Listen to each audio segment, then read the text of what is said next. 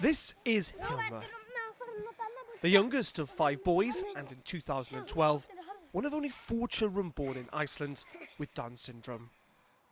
When he started to walk, he was only 18 months. Oh, really? Okay.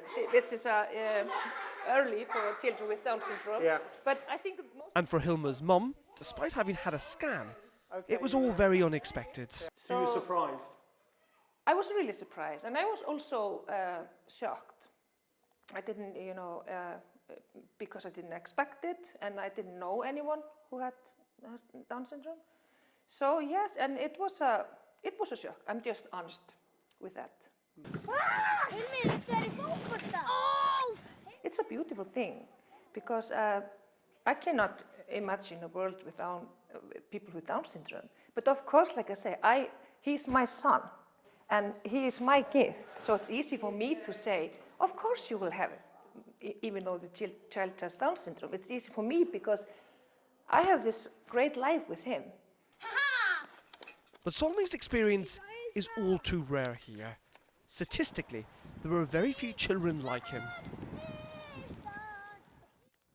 Iceland has been held up by pro-life groups in Ireland as their nightmare scenario. That is that legal abortion, teamed with screening, is leading to the eradication of Down syndrome. But is that happening here? 1 hour away in Reykjavik, the country's main hospital, abortions take place alongside births.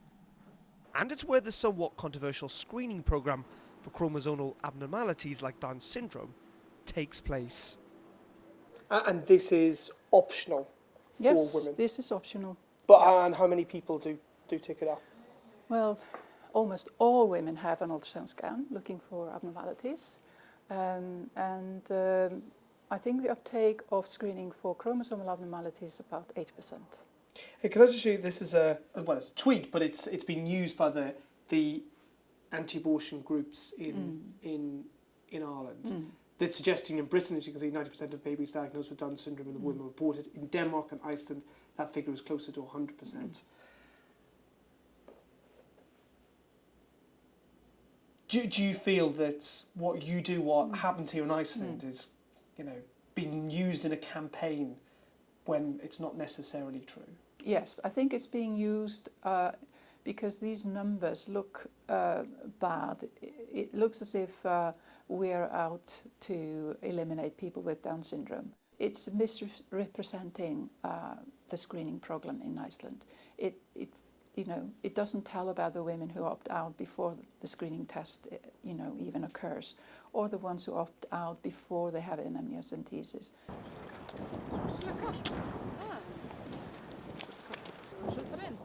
But some here are uncomfortable. Gunnhilde, the only mother in Iceland who has 2 children with Down syndrome, thinks that the screening programme could go too far. I'm so glad that I didn't have this choice. I didn't have to make any choice either way. Because when we decided not to go to screening with her, I didn't want to. We knew that we were going to have the baby that I was carrying,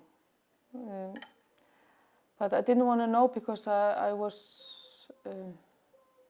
I'm sure it would have affected my pregnancy. And that's a view shared by others, that Iceland could become a country without Down syndrome. That's the danger, absolutely. And how does that make you feel? It makes me really sad as a parent of a girl with a Down syndrome. Makes me sad as a member of this Down syndrome community, but also just really sad as a human being. And this is not about Down syndrome alone. I mean, this is the big question. Are we allowing parents to choose what kind of child they want to have? But you're also someone who's pro-choice, who do... Absolutely. I mean, I'm talking for myself, not my association. I mean, you are here located in Iceland. I mean, we are the cradle of equality and women's rights and feminism. We're born feminists. I'm pro-choice, absolutely. But what I'm really against is discrimination. Reykjavik's main cathedral is a focal point in this city, but religion seems to have little influence on Icelanders' views. We don't really talk about it that much. Why not? Why not? There's no debate. There's almost no people at all that say that this shouldn't be allowed or something. The fact that you actually force young 17-year-old girls that were raped and got pregnant, that the fact that you force them to have the baby and ruin their lives is just evil. Sorry. I feel, even though we follow the Lutheran Church, most of us, I feel like we're mostly atheist country, and maybe that might have something to do with the choice in Ireland, that maybe you're more religious than us. That could be a thing. Over the past few days here in Iceland, certain things have become clear to me. Firstly, that babies are born with Down syndrome, and that is not likely to change, though the numbers do remain few. That yes, there are divisions on the ethics of screening, and that debate is likely to be had. But ultimately, what everyone seems agreed upon is that it is women who should be able to make those choices.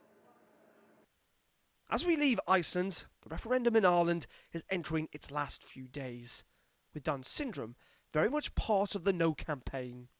In my country, England, 90% of babies with Down syndrome are aborted up to birth. Ireland is one of the only countries in the world where babies with Down syndrome are safe inside in their mother's womb. But Derek, father of 2-year-old Lossarina, believes that the issue is being exploited. The emphasis on children and on vulnerable looking children and the emphasis on people with Down syndrome as victims hasn't been helpful, and it's not. I and other parents don't find it very helpful that this is often the only context in which our children see kids like them is in this advertising. I wish they could see more kids like them in cartoons and television shows. We are as divided on the issue of abortion as any other randomly selected group of people. But leading No campaigners have defended the tweets and posters, denying their claims are misleading. The average abortion rate of babies with Down syndrome throughout the world, not just in Iceland, not just in Denmark, not just in England and Wales, where it's 90%, there is a global trend. That was confirmed by Dr. Peter McParland at the Citizens' Assembly last year when we talked about this issue, and when the government heard the reality that babies with Down syndrome are targeted by abortion, but they still went ahead and introduced this horrific proposal. So ultimately, the No campaign, or your campaign, love both, it's Project Fear, isn't it?